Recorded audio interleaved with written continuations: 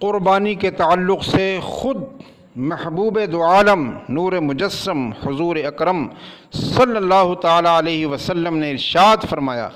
ما عمل ابن آدم من عمل یوم النحر احب الی اللہ من احراق الدم، یعنی قربانی کے دنوں میں ابن آدم کا کوئی عمل خداوند قدوس کے نزدیک قربانی سے زیادہ پیارا نہیں ہے۔ وَإِنَّهُ لَيَأْتِي يَوْمَ الْقِيَامَةِ بِقُرُونِهَا وَأَشْعَارِهَا وَأَظْلَافِهَا، اور قربانی کا جانور قیامت کے دن اپنے سینگ اور بال اور کھروں کے ساتھ آئے گا۔ وَإِنَّ الدَّمَ لَيَقَعُ عِنْدَ اللَّهِ بِمَكَانٍ قَبْلَ أَنْ يَقَعَ عَلَى الْأَرْضِ فَطِيبُوا بِهَا نَفْسًا، اور بے شک قربانی کا خون زمین پر گرنے سے پہلے ہی خدا کے نزدیک مقام قبولیت میں پہنچ جاتا ہے، لہذا اس کو خوش دلی کے ساتھ کیا کرو۔ محترم عزیزان ملت، اب اندازہ لگائیے کہ حدیث پاک میں فرمایا کہ قربانی کے دنوں میں ابن آدم کا کوئی بھی عمل خدا کے نزدیک قربانی سے زیادہ پیارا نہیں ہے۔ اس حدیث پاک سے یہ بھی معلوم ہوا کہ اگر کوئی شخص قربانی کے جانور کو زندہ ہی خیرات کر دے یا قربانی کے جانور کو تول کر اس کے وزن کے برابر سونا اور چاندی بھی خیرات کر دے، بلکہ سونے اور چاندی کا پہاڑ اور جواہرات کا خزانہ بھی اگر خدا کی راہ میں لٹا دے تو قربانی کے ان 3 دنوں میں اس کو وہ ثواب عظیم نہیں مل سکتا جو قربانی کے جانور کو خدا کی راہ میں ذبح کرنے سے ملتا ہے۔ اور کیوں نہ ہو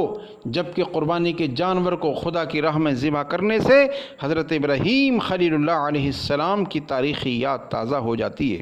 حضرت اسماعیل علیہ السلام کی انمول یادگار کا جو ایمان افروز مظاہرہ ہوتا ہے، اور ایک عاشق رسول اور مومن کے دل و دماغ میں جو ایثار و قربانی کا آفتاب طلوع ہوتا ہے، وہ سونے اور چاندی کے ہزاروں پہاڑ خیرات کرنے سے حاصل نہیں ہو سکتا۔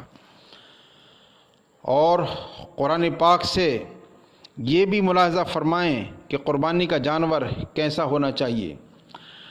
خداوند قدوس ارشاد فرماتا ہے، لن تنالوا البر حتى تنفقوا مما تحبون، یعنی ہرگز تم اس وقت تک نیکی کو نہیں پہنچ سکتے،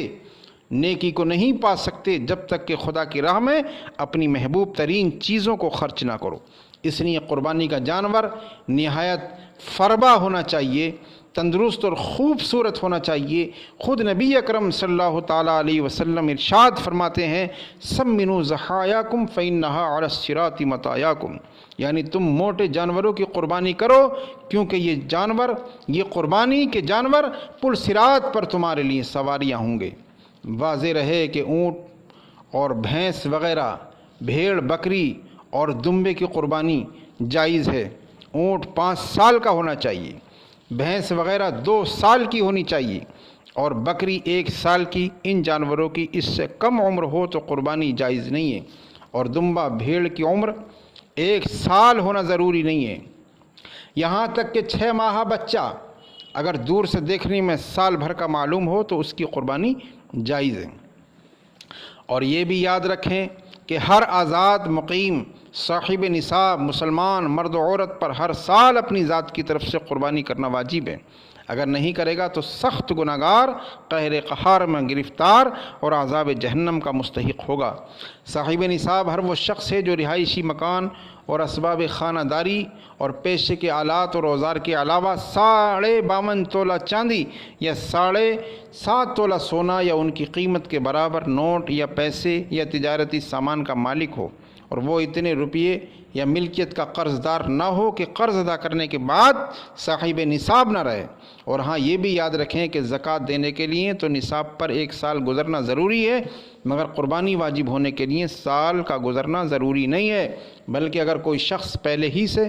بالکل مفلس اور فقیر تھا اور اچانک قربانی کے دن ہی اس کو 52.5 تولہ چاندی یا اس کی قیمت کے برابر نوٹ مل گئے تو اس پر بھی قربانی واجب ہو جائے گی۔